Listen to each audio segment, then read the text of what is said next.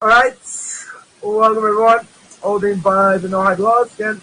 Want to welcome everyone. Holding by the Noahide laws, and the next number of weeks, we're going to hit something that is, it's pretty crucial. Where I would say a lot of people out there make a big mistake and thinking that by a Noahide, a person can do whatever they want. They can almost be a Jew, right? They straddle that line. And there's a major problem. We're going to see today. I mean, there's whatever. We're going to give a number of classes on this, but there's a major problem with what we call chidushei das. Chidushei das means that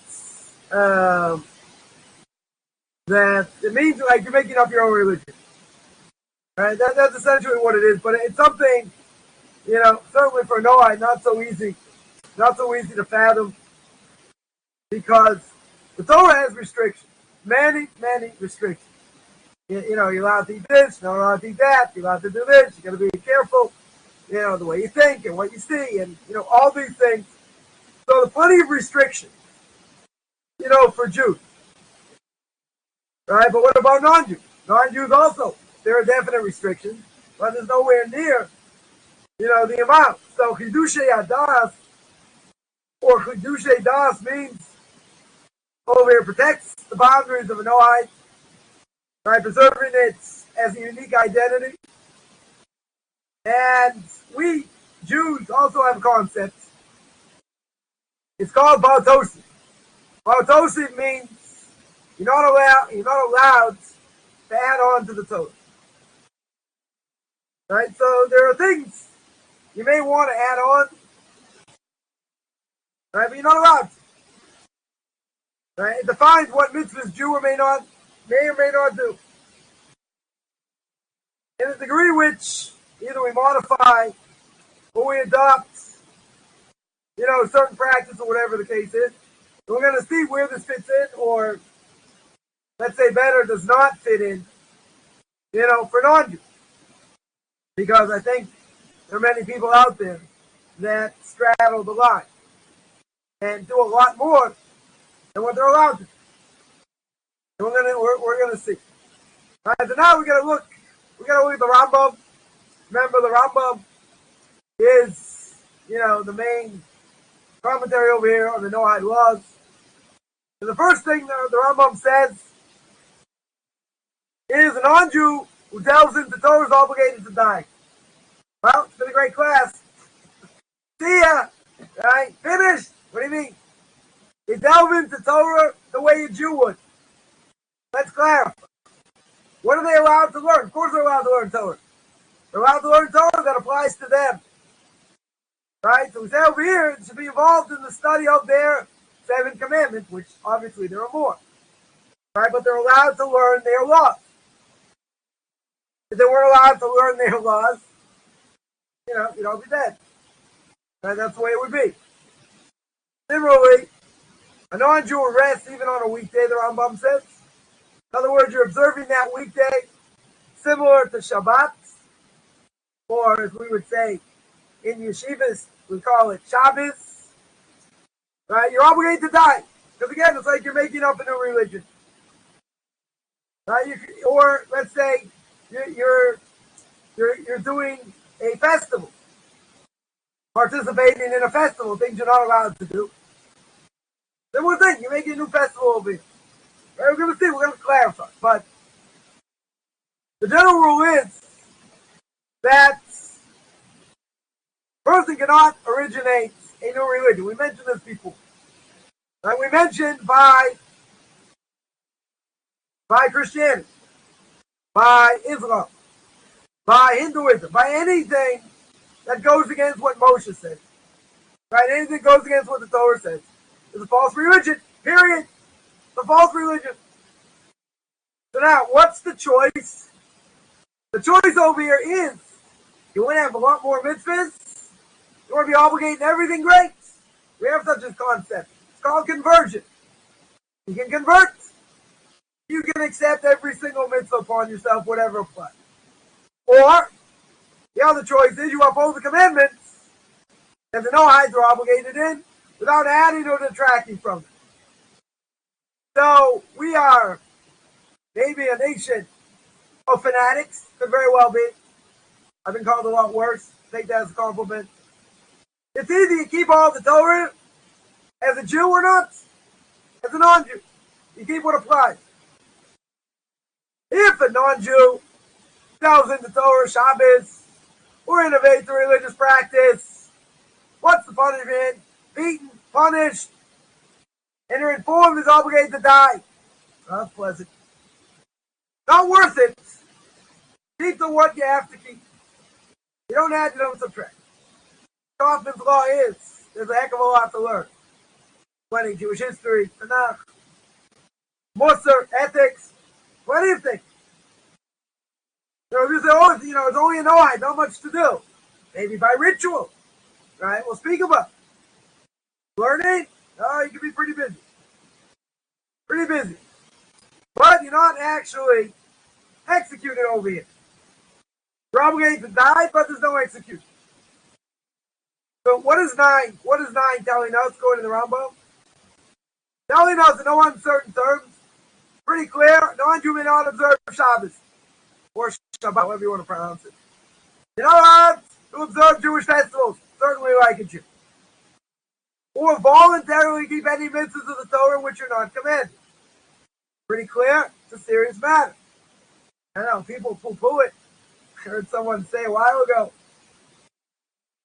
there's some people say, non-Jews can't keep Shabbos. Come on, you don't really hold that. You don't really hold that, tongue in cheek. Yeah, we do hold that, stupid. But the Rambam said, better than the Rambam? We're going to see. We're going to clarify this. Right? But, one of my personal pet peeves, as most people know, I can't stand people that lie and misrepresent. So someone gets up there, and says, yeah, some people say that. Wink, wink. We don't hold that. Wink, wink. Yeah, we do. Wink, wink. Do me a favor. When I was in camp many moons ago, someone said something stupid. We would say, learn the rules, play the game, practice. Now, you wouldn't outrightly say you're stupid. Right? It's a better way of saying it. Nice way of saying it. So now, the question over here is, why is it so dire? Why is such a severe penalty? So now we get to number 10. Should a non-Jew wish to perform one of the Torah's other mitzvahs in order to receive merits, benefits, we shouldn't prevent them from doing so. Even according to all its details. If they want to.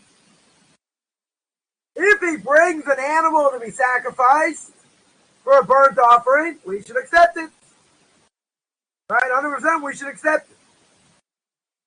Now, if a non-Jew over here keeps 7 mitzvahs, gives charity, should accept it. Where should it go? The Jewish poor.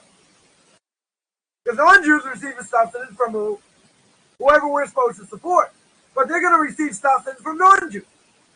We look out for ourselves first. Right? So contrast, the regular non-Jew gets charity. We should accept it from and give it to the non-Jewish poor. But we also give it to Jews. They want it to go to Jews. Why not? I don't think anyone has an issue with that. And the reason is because we have an obligation for our own first. If non-Jew wants to support non-Jews, they can also do that. I don't think there's any question. That's what we're saying over here. So now there's an interesting thing here. If you make up your own religion and keeping Shabbos things not allowed to, severe punishment. But other things, you should be able to do. Now, if someone can quote that and say, well, that means I can do anything. I can also keep Shabbos. That's not what it says. It does not say that. Right? What it teaches us is a non-Jew can voluntarily perform a mitzvah that you're not commanded to do, as long as he's doing it for reward. Now the question is why. We're not doing reward. Right? That we're going to have to see. So we got to see where the source is. So first of all, we said A non-Jew tells him the Torah is obligated to die. Should only be involved in studying the 7 commandments, right? The Noahide Laws. Comes on the Talmud, we derive it there, 59a, Sanhedrin, learned from the verse in Deuteronomy chapter 33, verse 4. Now what? That the Torah, let's just see what it says there. Deuteronomy chapter 33. 33, verse 4.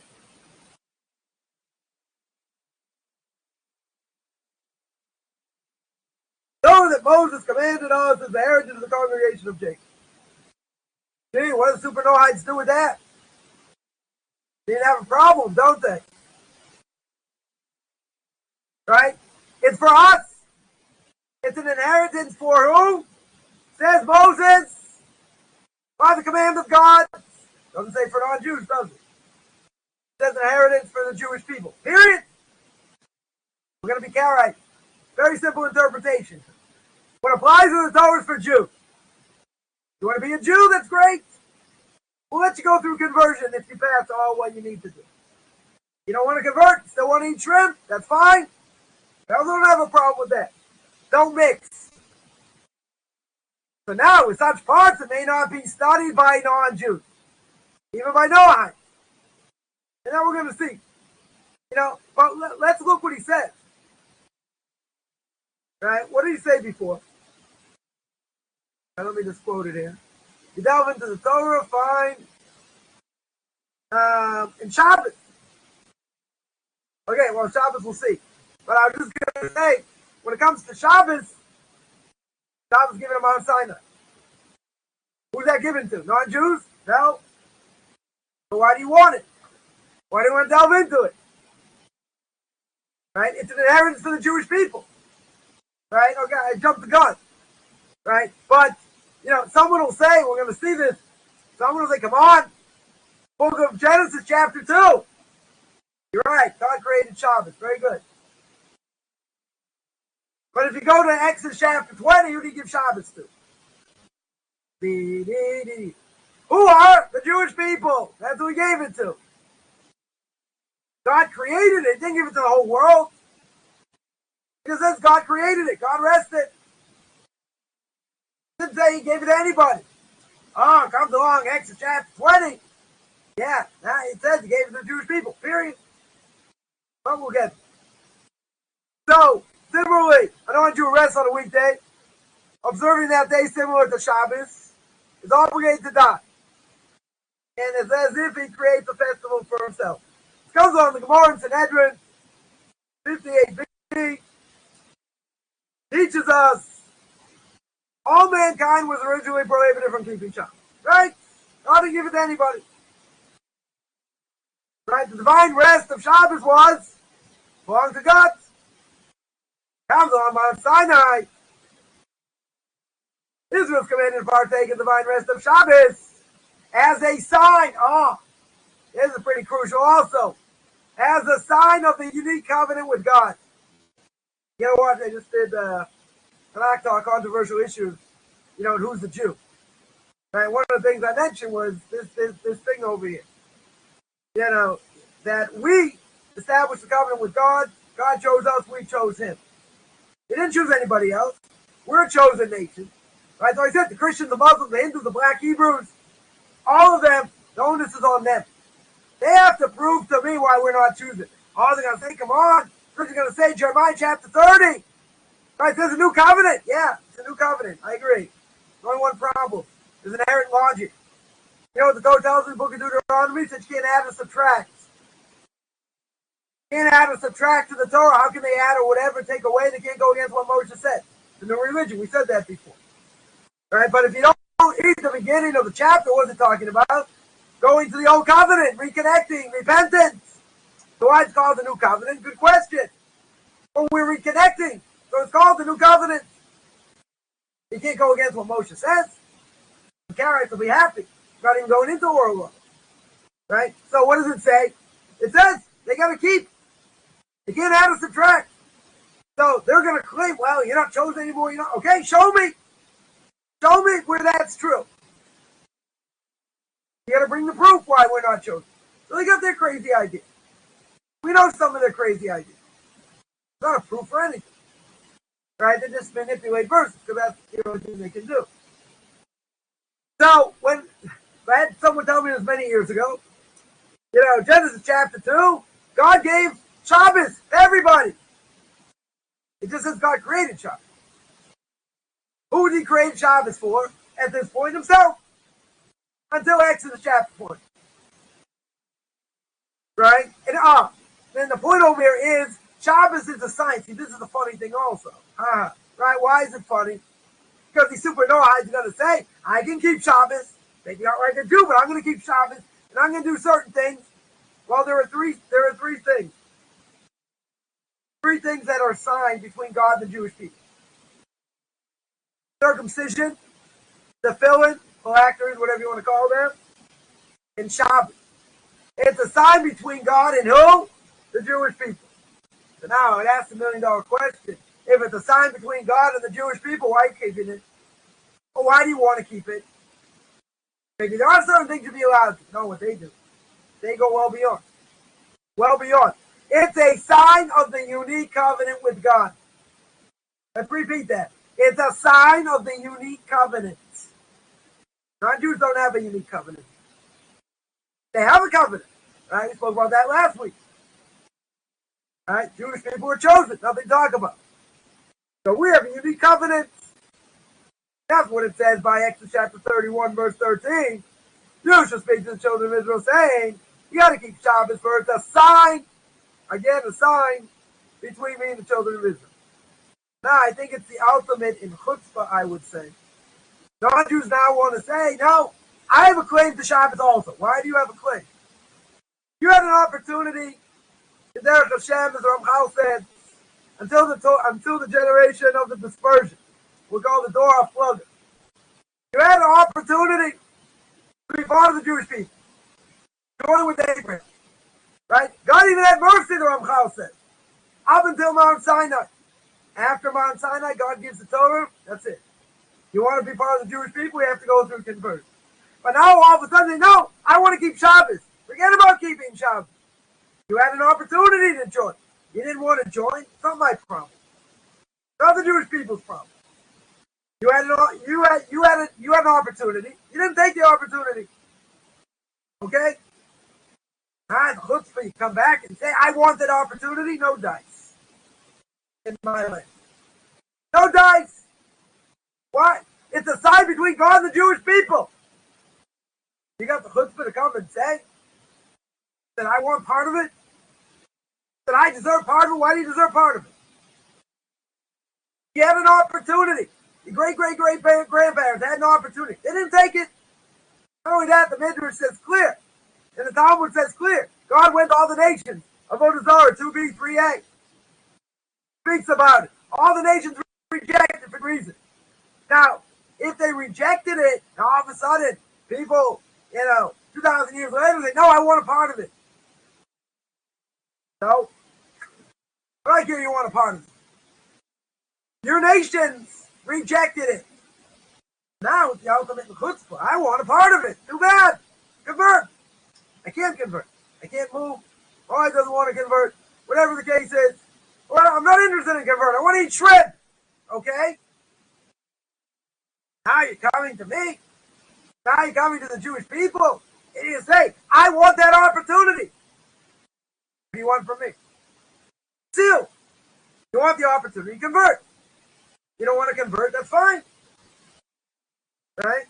People make the mistake also. I mentioned this earlier. Right? The Torah says it's one law for everyone. Well, that's not true. You have to understand the context of what that's saying. Right? But they're gonna, people are gonna say, I'm a Jew at heart. Is your mother Jewish? No, you're not Jewish. No matter what's in your heart. I care what's in your heart. Right? It's irrelevant. The point is, either you're Jewish or not Jewish. If there's doubts, okay, maybe you have to go through a stringent conversion, right? Other things. But if it's a sign between God and the Jewish people, what right do non-Jews have to say, I want it? You want to convert, fine. You're not in over here. Right? In the Torah, the Hebrew word Shabbat, May refer to Shabbos, could also refer to any day which labor is prohibited in the Torah. Shabbat can also mean a festival. Right? So Noahide and Shabbat festivals we're going to discuss. Now we're going to discuss. But this is like water and oil. They don't mix. You never should mix. These ideas are very convoluted and people make serious mistakes. Serious mistakes. The general rule is, and that's why we're speaking in general because we're going to go into detail, they are not allowed to do chidushei das, i.e. originate a new religion, or create or perform mitzvahs for themselves based on their own reasoning. Why do I laugh? Because that's what people do, based on their own crooked, idiotic reasoning. Right? People can barely read Hebrew, but they're going to tell me what the Torah says. I beg to differ. And it's not about ego. Right? Someone would not argue, with Stephen Hawking about physics because they read an article on Wikipedia. They're not going to argue. They go, Steve, I'm gonna destroy your whole philosophy because I read an article on Wikipedia. I don't think so. So you got somebody studying Kabbalah, other things. They can't even barely read Aleph Beis. You want to tell me they know about keeping Shabbos? Come on. They're doing it based on their own reasoning. What's their own reasoning? I don't know. Not based on Torah. Yeah, I can assure you. Totally not based on Torah. So again, either converts or accept all the mitzvahs or uphold the command. No, I want to do something else. There's nothing in between. This is what we're going to see. There's nothing in between. Because you're not allowed to add or subtract to the Torah. Period. Even though people have a problem with the rabbis do, they say, hey, they add or subtract, they add all these laws and kashrus and Shabbos and all these things. That's not adding and subtract. Right? That's the whole thing about the world law. That we spoke of. Now, we mentioned over here, may not originate a new religion. That's called chidushei das. Now, obvious question, where's the Rambam get it from? How does the Rambam know this? Because if a non-Jew tells in the Torah or Shabbos, innovates a new religious practice, we said he's beaten, punished, and informed. And we tell him he's obligated to die for his action, even though he's not killed.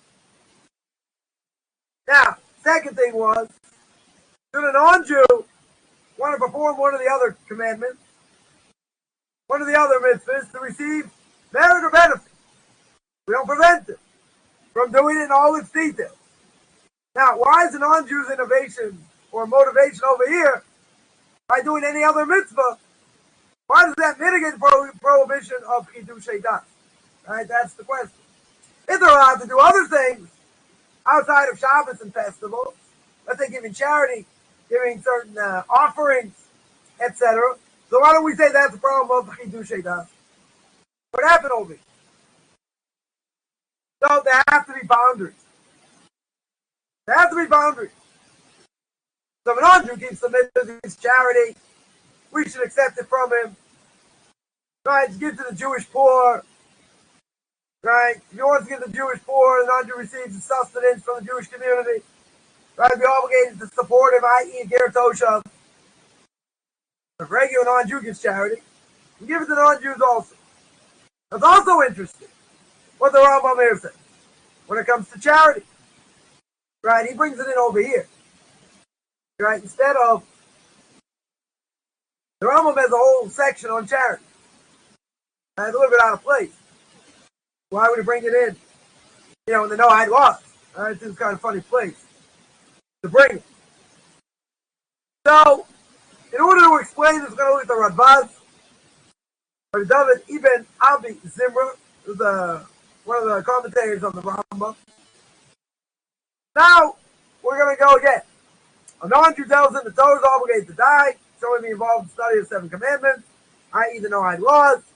A non-Jew arresting on a weekday, serving the day similar to a Shabbos, or to a Shabbat, if you're Sephardic, is obligated to die. Needless to say, he creates the festival for himself. Comes along the Radbaz. Some pronounce it the Radbaz, whatever, the Radbaz, the Radbaz. He quotes Rashi in his commentary on this source. Right? The source is in Edwin 58b. And he quotes Rashi. What does rest over here mean? Rest means any kind of rest for any reason. However, the Radbaz says that if he establishes a day totally for rest, even if he stops, from his labor, that is not prohibited. In other words, doesn't mean he's resting the entire day. Be part of the day, right? Could be, I don't know, maybe a significant part of the day. Doesn't mean he's resting 100%. So the general rule is, and again, we're only talking in generalities here because there's a lot to speak about. They're not allowed to originate a new religion or perform mitzvahs to themselves based on their own reason. Right? We said either convert or accept all the mitzvahs, uphold the commandments, without adding, subtracting from them. Right? So the Radbaz there writes, if he wants to perform a mitzvah. Now, why is he doing the mitzvah? If he's doing it, saying he's got an obligation in the matter, he says, I'm obligated to do this, we don't allow him to do it. That's forbidden. But if he does it voluntarily, that's okay. He's doing it to receive reward. Not an issue. He's not doing it as an obligation from God. That's not why he's doing it. He's doing it because he wants reward.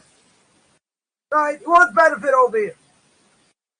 That's why the Radbaz says, it's careful to say, in order to receive merit or benefit. Because he's not doing it as an obligation. Because if he says he's doing it as an obligation, that's a problem. That's a problem. That's called Kiddush Sheidah. That's making up your new religion. Now, some super Noahides may say, we're not keeping Shabbos for that reason. We're not doing it because we feel we have an obligation. It's something we want to do. Problem is, we're going to delve into this more. It doesn't apply to you. It's a sign between God and the Jewish people. It's kind of like, I would say like this. Talmud says that a woman is not allowed to learn Gemara. She's not allowed to learn Talmud. Why? Nothing to do, with knowledge or anything else or being analytical. But basically, they're not going to find enjoyment doing it. Right? It's very technical, different things. Women, just want to know what to do, what their obligation is. I'm not saying women cannot be analytical. Right? But what does the Gemara say? The Gemara says a woman is not going to find, is not going to reach her true potential by doing it. It's not a good thing for her to do. So you get these big-time feminists. They say, why can't I learn Gemara? Right? I should be able to learn Gemara. But the Gemara says it's not good for you. So why would you do it? Right? A little bit of, throwing it back at them. But the Gemara says it's not good for you. How do you interpret that? It's not good for you. So why do you want to do it? And if it says it's a sign between God and the Jewish people, why do non-Jews want to dig in? I understand. You don't have so much ritual. Right? I get it. So convert. Either convert or keep what you're supposed to keep. Right? But if it's a sign between God and the Jewish people, you don't have a part in it. Right? So if a person's doing it, they're doing it for what reason? Because they want reward. They're doing it because they want reward. Or benefit. But it's voluntary, not obligatory. Now, if they say that it's obligatory, you take a baseball bat and slam them. Not obligatory. No one says it's obligatory. So if a non-Jew performs a mitzvah under the belief God has any expectation or desire for his mitzvah, you're creating a religion. It's a new mitzvah. Because mitzvahs are God's desires, that's true. And it's his will for our actions. Right? But if he's doing a mitzvah, not tied to that, and only desire rewards, so what do we care? Let him do it. He's not making up a new religion. And the Radbaz adds, however, Mitzvahs require unique levels of holiness and ritual purity, such as tefillin, Torah scroll, and mezuzah. I deliberated and concluded they should be strict enough for permit them to do. I heard somebody say that he said that, you should be stringent over here. But we hold like the Radbaz, right? The Rambam and the laws of tzitzis also says you're not allowed to provide a Noahide with tzitzis. Right? The Ramban Yeridea talks about prohibition of a Jew providing non-Jew the mezuzah scroll. Right? So there are things that have unique holiness for Jews. For Jews, that do not apply to non-Jews. Right? So I'll tell people that in the process of conversion, tzitzis, they can win. Right? Tzitzis, they can win before conversion. Mezuzah, they shouldn't put up. Tefillin, they can't wear until after conversion. They have to know how to put them on. Right? But they can't wear it before conversion. So what do we learn over here? Radbaz says a non-Jew, first thing is, non-Jew cannot establish a particular day or fixed time to rest from labor. Right? The reason doesn't really matter. Why is resting? The Radbaz is quoted agreeing with Rashi.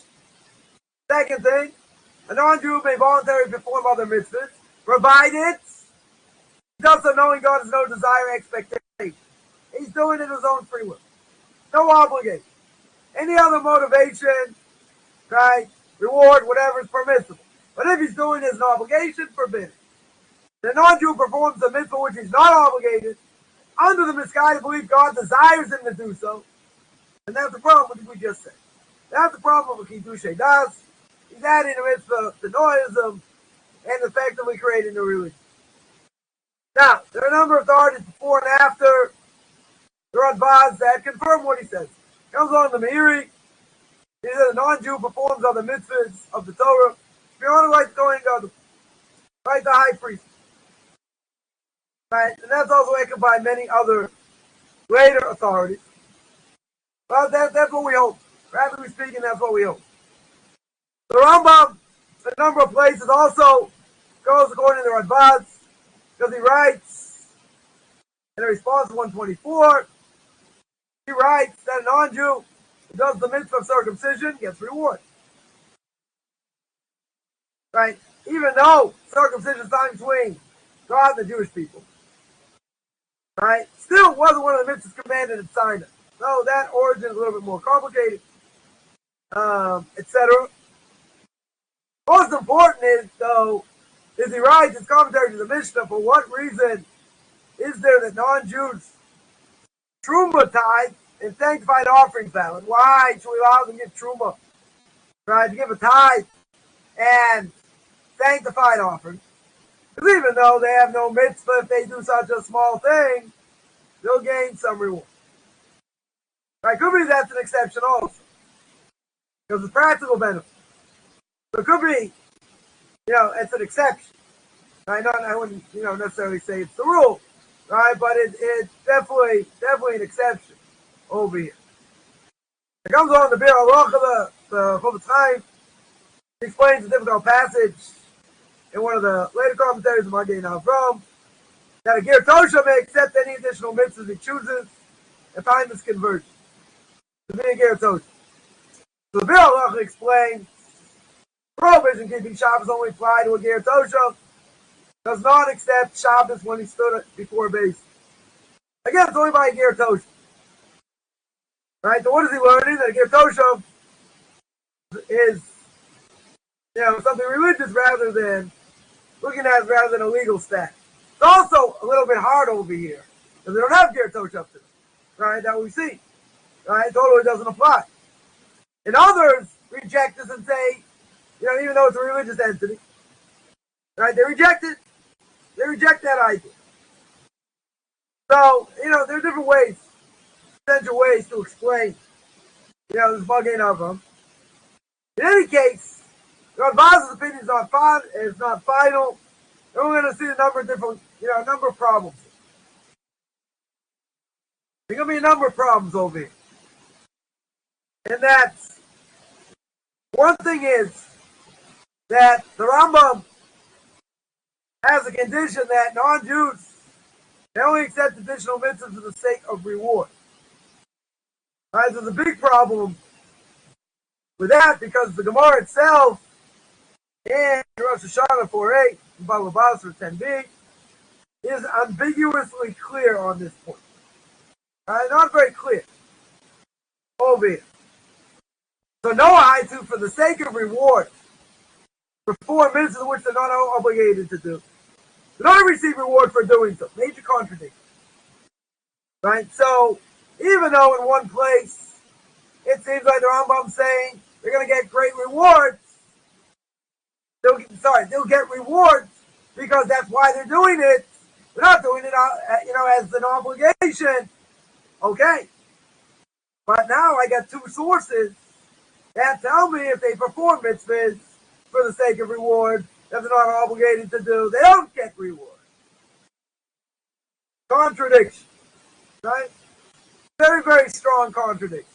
We're going to have to see how to answer that. Right? We're going to have to see how to answer that. Right? So, one thing we see over here is, again, this is just an introduction. There's a lot of, obviously there's a lot of information. I'm going to be on this for a few weeks. Right? The thing is that non-Jews in no way, shape, or form should be doing things that do not apply to them. And I would say it's the ultimate in chutzpah. If your great-great-grandparents rejected Torah, they weren't interested in conversion, they weren't interested in being part of the Jewish people. That was their choice. They made a free choice. And now generations later, you can't say, well, if I was there, I would have done X. Well, who cares? I don't care what you would have done. They reject the Torah. If they reject the Torah, in my language, why do they have the chutzpah and the guts to say, I want a part of it. You want a part of it, convert. You don't want a part of it, don't convert. Right? But don't mix the two. But the other point is that if they do mitzvahs, and they know they're not committed, right? So really, we saw it before, they should get reward. Okay, we'll see that it's not so simple. Right? We'll see that, it's not so simple over here because we see the contradiction. Right? So that's, that we're going to see. That we're going to see. We'll probably see that next week. But any of these things that a non-Jew does, that they're not obligated, and they do it because, I don't know, they think they're obligated, or whatever the case is, they are going to be liable because that's making up a new religion. And making up a new religion, we want to stay away from like the plague. Either if someone wants to convert, very good. Let them convert if they're serious, they do what they need to do. They don't want to convert, it's also fine. Because if God, I mentioned this earlier, if God wanted everyone to be Jewish, they would have been. But he didn't. He didn't want everyone to be Jewish. He wasn't interested in everyone being Jewish. Right? So, what we're stating clear is don't straddle the line. And don't, a person shouldn't think, oh, there's not much to learn. There are only 7 laws. Well, there are more than 7 laws. 7 laws are just an umbrella. Some say there are more than 50 laws, 60 laws. Plenty what to delve into. Jewish history, Musar, ethics, Tanakh. Plenty what to learn. I could keep people busy for the next 250 years if I would live that long. Plenty what to learn. Not a question. Oh, you want ritual also? That's a different issue. Right? We're not saying they can't pray. They're allowed to pray. You can't make up, you can't make up a new religion. You can't keep festivals that don't apply to you. So we're going to see what a person can take out of the festival, other things, right? But doing it seemingly in a similar way, or somewhat of a similar way to Jews, is going to be a problem. Yeah. Any question on any of that?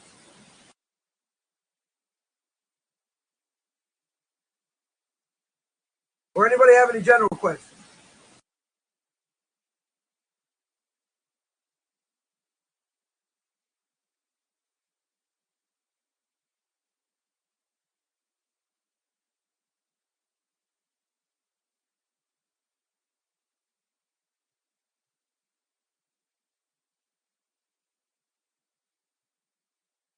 All right, question coming in.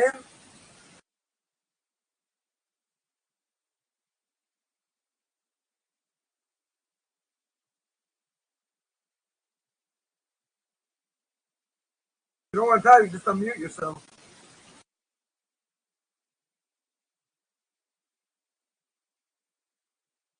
Okay. Yeah. That's better. Okay. My question is, obviously because of our soul differences, covenant differences between Jew, non-Jew. Right.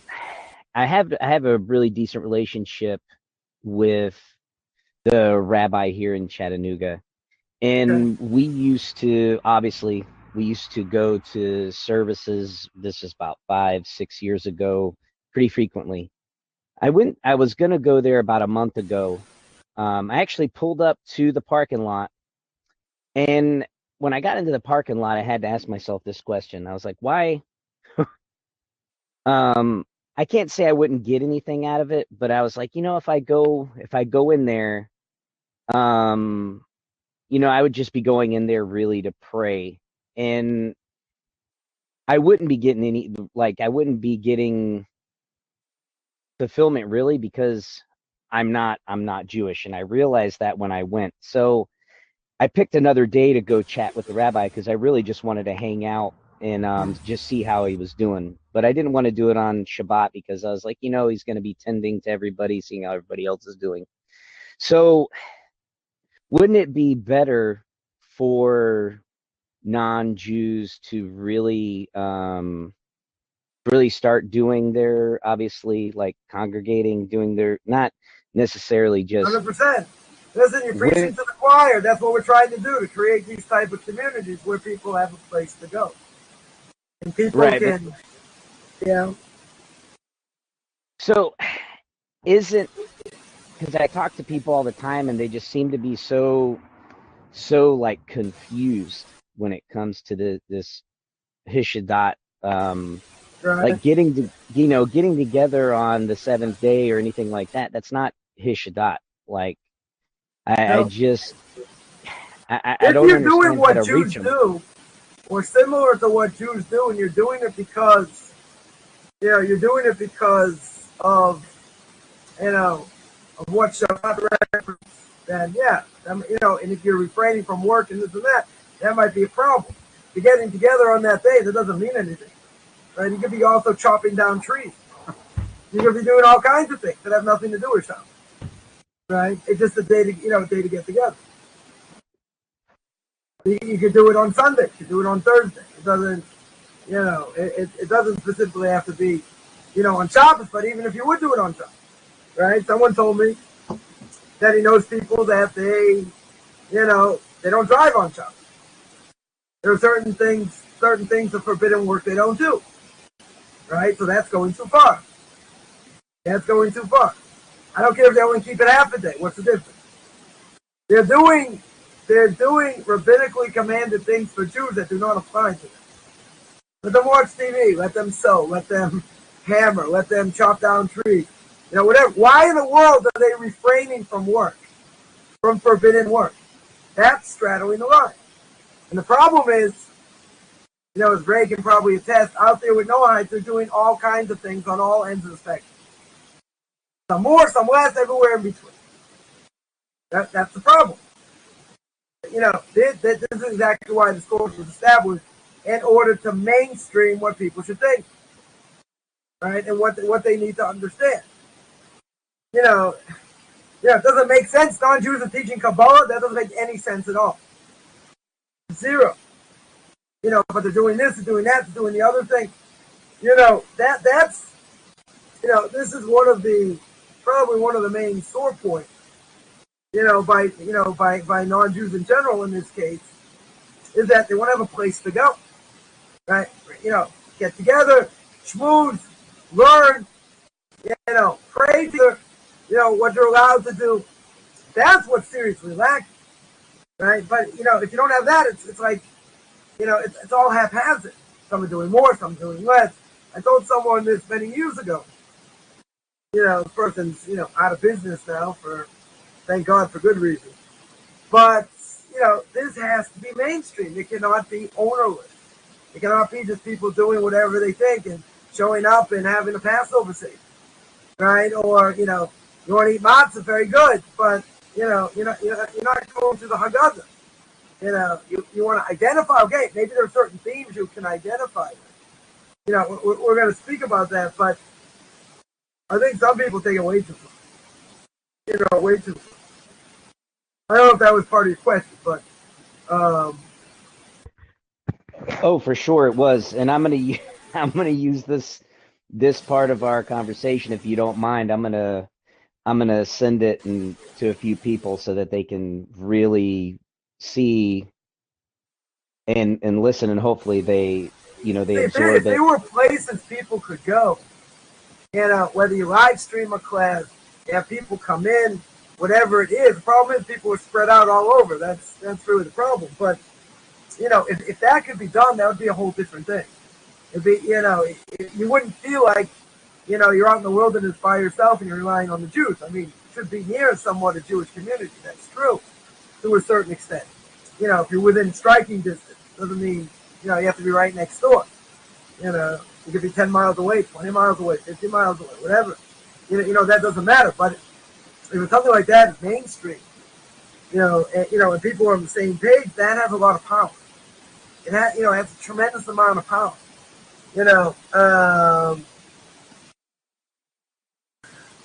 Rayer points out, I don't think Nudges have any idea the heavenly court's going to do that. You're right. But at this point, people like that don't care. That's the problem. They think, they think, oh, but, some people hold, some people hold that non-Jews are not allowed to keep Shabbos. Wink, wink, wink. So what are they saying? I know better. You know better, okay. You're going to get upstairs against that. You can know better, it doesn't mean anything. Right? But if there were more like-minded people together, in communities, and something like that gets established, that's a whole different thing. And people have a place to come, to learn, social events, other things. That's a whole different thing. That's, that's part of the vision. That's part of the long-term vision over here. But people, I think, we have to re-squeegee people's brains to make them understand you cannot make up this as you go along. And you can't just do whatever you want. Right? And that's the problem. That's the problem, because there are people who think they know things that they don't. And they think they're well versed and they're not. And they're giving over things they shouldn't be giving over. Right? But in any case, even without listening to these people, what other people are doing is what they think is right to do in their own eyes. But they're not being educated.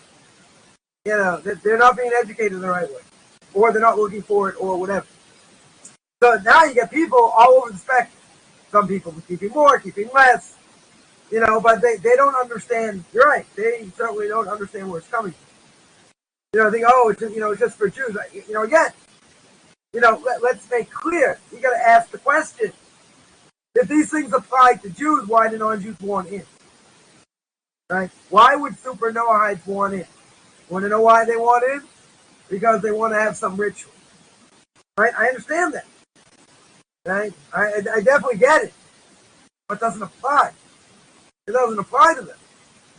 So if it doesn't apply to them, as Ray over here points out, very right, it's ego. It's called, I would say it's like Judaism made up in your own mind. It's the same thing about Noahide. Made up in their own mind. You can't tell them anything, they know better. And of course they know better. They'll take me to, oh, what do you know? You don't even know how to learn. You're right. I have no credentials, right? You're going to argue with the brick? I'm not going to argue with the brick. I'm going to waste my time. Right? But to hear somebody say, oh, some people say, you can't keep Shabbos, wink, wink. We don't hold that way. Really? Who are you? Who are you to say such a thing? You know better than the Rambam. That's insane. Right? It's ego. I can do this, I can do that. No. There's serious repercussions. Serious repercussions. There's a lot of detail people have to understand. It's, a lot of these things we're making it look real easy. It's complicated.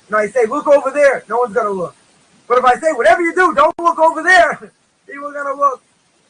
Right? And he tells them, no, you can't study Kabbalah. What do they want to learn? Kabbalah. That's what's out there. Right? People want to run before they know how to crawl. I get questions all the time. Certainly, like someone asked me something about, I don't know, some Kabbalistic prayer, whatever. I said, you're not holding by it. Why are you doing it? That was the end of that. End of that conversation. You're not holding by it, so forget about it. Move on. You know it exists, very good. Doesn't apply to you. But people want the esoteric. They want this. They want that. First thing, the mission Perkei Avos says in Ethics of Our Fathers, you have to know your place. You have to know what your place is. But there's, I've said many, many times, there's so much to learn, even for non-Jews. Even for non-Jews. And what's the most important thing? They want to learn Gemara. They want to learn what's forbidden. That's the problem. There may be certain things in the Talmud may apply. May apply to non-Jews to learn, maybe on a superficial level. Maybe. I haven't asked my Rebbe this question, but I'm pretty sure what he's going to answer. But even so, why are they going to pick it up? Why do they want to learn it? Because that's the basis of everything. True. It doesn't apply. It doesn't apply. Right? You got to stick to what applies, and there's a lot to learn from what applies. We're just sort of scratching the surface here. But you get down to the nitty gritty about stealing and murder, and there's between that and Muslim and Jewish history and Tanakh, keep you busy for days, months, years. No question. Anyone who doesn't have anything to do, I got 92 videos that I made on Perkei Avos of Ethics of Our Fathers. Right? Most of them are 2 hours, some of them are 3 hours. Keep you busy for a couple of weeks at least. You can OD on them. And plenty what to learn. Plenty what to learn. The problem is people want to learn everything that's forbidden. They want to jump levels. You can't do that. You're not going to understand it anyway. Like someone told me, they said, well, for my degree of being a Reconstructionist rabbi, whatever that means, he's taking some courses at Hebrew University. He's taking courses, and he said, one course I'm taking is about Kabbalah. So he said, if I'm going to be a heretic, I might as well know what I'm being a heretic about. So I laughed. I said, because where he learned the conservative movement, they teach about the subject, not the subject itself. Right? So I said, yeah, I'm learning. So I said, you're probably learning about the history of it. No, I'm learning about the spiritual world and about this and about that.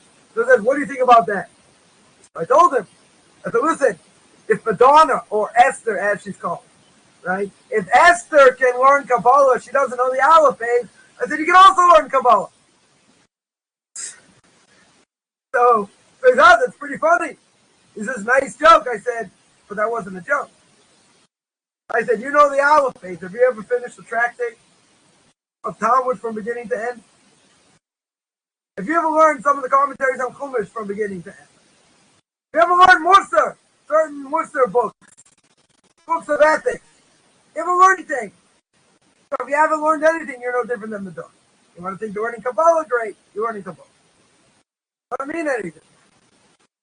Doesn't mean anything. I always say knowledge is a terrible thing. Right? It can't be a terrible thing. Like a mind's a terrible thing to waste. Ray, remember that? That commercial, mind's a terrible thing to waste. You want to get people to to read more in the 70s or whatever. Right? So now I say everything's quicker. Mind's just a terrible thing.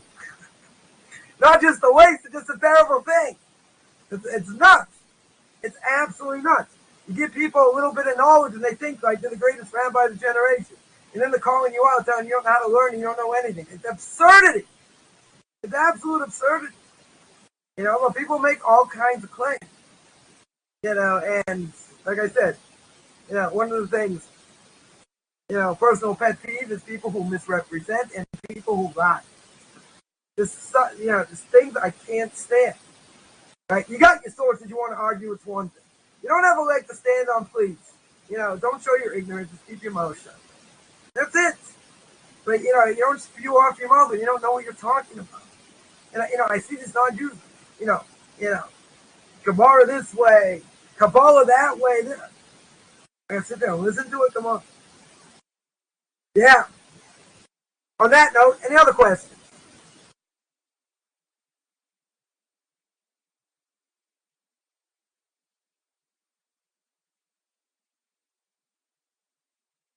Because you guys had to be entertained for a little bit. Leave you guys honest.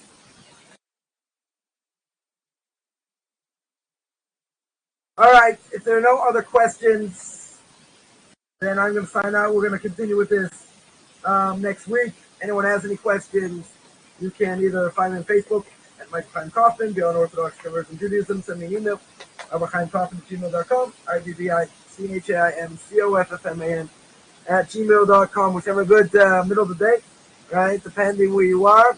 And we'll see everyone next week.